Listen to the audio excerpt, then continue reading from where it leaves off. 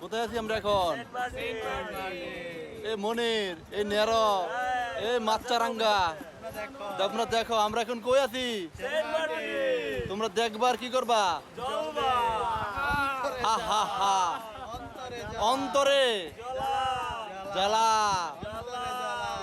হা হা হা। এই লঘু চাপ, এই ঘূর্ণিঝড় জলপ্রপাত কোনো কিছুই আমাদের আটকাইতে পারে না। আমরা চলে আসছি সেন্ট মার্টিন।